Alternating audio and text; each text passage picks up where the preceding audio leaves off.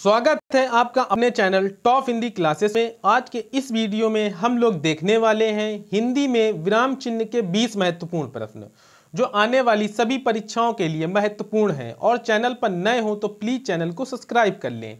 देखते हैं question number 1।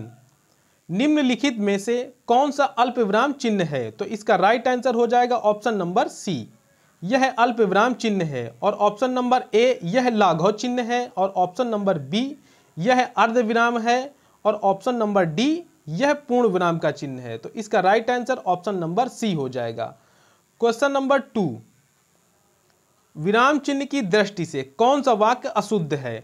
तो इसका right answer option number A हो जाएगा। विराम चिन्ह की दृष्टि से ए ऑप्शन अशुद्ध है, क्योंकि नहीं के बाद अल्प विराम चिन्ह लगना है, अल्प विराम का चिन्ह लगेगा। तो इस तरह right answer option number A हो जाएगा।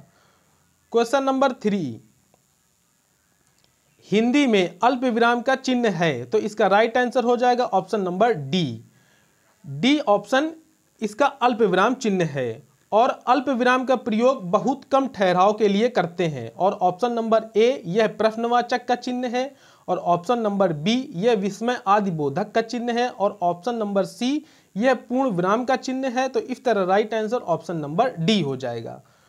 क्वेश्चन नंबर 4, कोष्टांकित विराम चिन्ह का नाम क्या है? तो इसका राइट आंसर हो जाएगा ऑप्शन नंबर बी, अर्ध विराम है। यह जहां अपूर्ण विराम की अपेक्षा कम देर और अल्प विराम की अपेक्षा अधिक देर तक रुकना हो, वहां अर्ध विराम का प्रयोग होता है। तो इसका right answer option number B हो जाएगा। क्वेश्चन नंबर 5, निम्नलिखित में अर्ध विराम कौन सा है? तो इसका राइट आंसर हो जाएगा ऑप्शन नंबर डी, यह अर्ध विराम का चिन्ह है। और ऑप्शन नंबर ए यह पूर्ण विराम का चिन्ह है। और ऑप्शन नंबर बी यह कोष्टक का चिन्ह है। और ऑप्शन नंबर सी यह अल्प विराम का चिन्ह है। तो इसका right answer option number D हो जाएगा। क्वेश्चन नंबर 6, वाक्य को समाप्त करने के लिए जिसका प्रयोग किया जाता है उसे कहते हैं। तो इसका right answer option number B हो जाएगा। वाक्य को समाप्त करने के लिए जिसका प्रयोग किया जाता है उसे पूर्ण विराम चिन्ह कहते हैं। और इस चिन्ह का प्रयोग प्रश्नवाचक तथा विस्मय आदि बोधक वाक्यों को छोड़कर अन्य सभी प्रकार के वाक्यों के अंत में करते हैं। और पूर्ण विराम का चिन्ह यह होता है। तो इसका right answer option number B हो जाएगा। क्वेश्चन नंबर 7, हिंदी में पूर्ण विराम का चिन्ह है। तो इसका राइट आंसर हो जाएगा ऑप्शन नंबर सी, यह पूर्ण विराम का चिन्ह है। क्वेश्चन नंबर 8, राम अयोध्या के राजा थे में कौन चिन्ह युक्त है? तो इसका right answer option number B हो जाएगा। वाक्य के पूर्ण होने पर विराम चिन्ह का प्रयोग होता है और वाक्य में पूर्ण विराम चिन्ह का प्रयोग है। और ऑप्शन नंबर ए अल्प विराम इसका चिन्ह यह होता है। और ऑप्शन नंबर बी हंस पद या त्रुटि बोधक का चिन्ह यह होता है। तो इस तरह right answer option number B हो जाएगा। क्वेश्चन नंबर 9, इस विराम चिन्ह का नाम है। तो इसका राइट आंसर हो जाएगा ऑप्शन नंबर बी, प्रश्नवाचक चिन्ह। इस विराम चिन्ह का नाम प्रश्नवाचक चिन्ह है। और ऑप्शन नंबर ए पूर्ण विराम इसका चिन्ह यह हो जाएगा। और ऑप्शन नंबर सी अल्प विराम इसका चिन्ह यह हो जाएगा। और योजक का चिन्ह यह हो जाएगा। योजक चिन्ह को संयोजक चिन्ह या सामासिक चिन्ह भी कहते हैं। तो इस तरह right answer option number B हो जाएगा।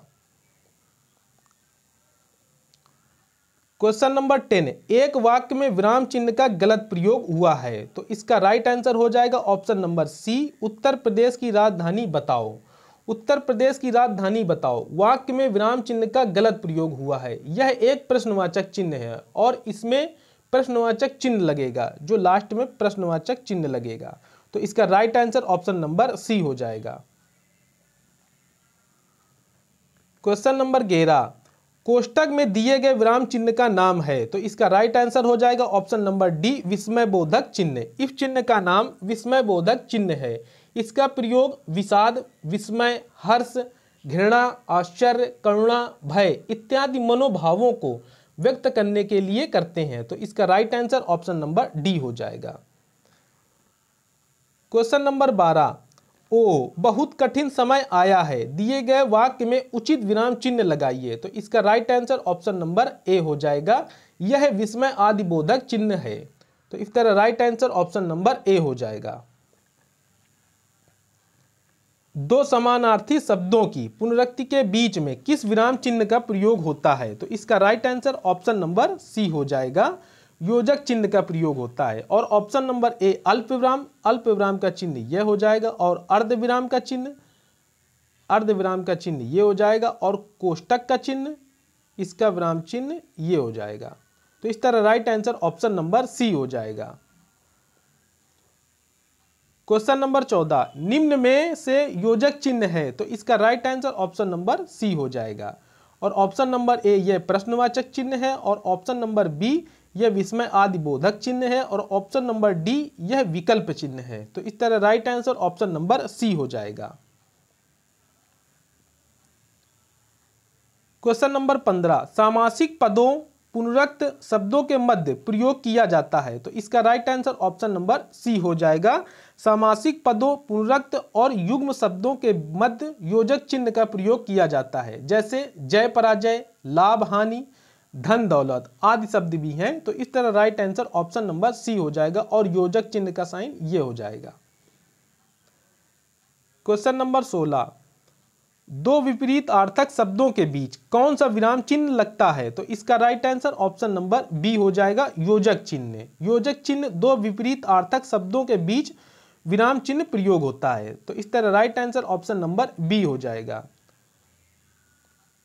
क्वेश्चन नंबर 17, लेन देन, विरय मिलन, जड़ चेतन आदि शब्द युग्मों के बीच किस विराम चिन्ह का प्रयोग किया जाता है? तो इसका right answer option number B हो जाएगा। लेन देन, विरय मिलन, जड़ चेतन आदि शब्द युग्मों के बीच योजक चिन्ह का प्रयोग करते हैं। और ऑप्शन नंबर ए यह अल्प विराम का चिन्ह है, और ऑप्शन नंबर सी यह अपूर्ण विराम या उप विराम का चिन्ह है, और ऑप्शन नंबर डी यह अर्ध विराम का चिन्ह है। तो इस तरह right answer option number B हो जाएगा। नेक्स्ट क्वेश्चन, निम्न में से कौन विराम चिन्ह का प्रकार नहीं है? तो इसका राइट आंसर हो जाएगा ऑप्शन नंबर सी, उपदेशक यह विराम चिन्ह का प्रकार नहीं है, और निर्देशक, लाघव और विवरण ये सभी विराम चिन्ह के प्रकार हैं। निर्देशक को इफ चिन्ह से, और लाघव को इफ चिन्ह से, और विवरण को इफ चिन्ह से दर्शाते हैं। तो इसका right answer option number C हो जाएगा। नेक्स्ट क्वेश्चन, विराम चिन्ह प्रयुक्त होता है? तो इसका right answer option number B हो जाएगा, तुल्यता सूचक में। तुल्यता सूचक में यह विराम चिन्ह प्रयोग किया जाता है। तो इसका right answer option number B हो जाएगा। नेक्स्ट क्वेश्चन, और ये वीडियो का लास्ट प्रश्न है, रेखांकित चिन्ह कौन सा है? तो इसका राइट आंसर हो जाएगा ऑप्शन नंबर ए, लोप सूचक चिन्ह। जब किसी वाक्य अथवा वाक्यांश में कोई शब्द अथवा अक्षर लिखने में छूट जाता है, तो छूटे हुए वाक्य के नीचे हंस पद चिन्ह का प्रयोग कर छूटे हुए शब्द के ऊपर लिख देते हैं। तो इसको लोप सूचक चिन्ह कहते हैं। इस तरह इसका right answer option number A हो जाएगा। वीडियो अच्छा लगा हो तो प्लीज़ चैनल को सब्सक्राइब और लाइक कर लें। मिलते हैं नेक्स्ट वीडियो में। Thanks for watching.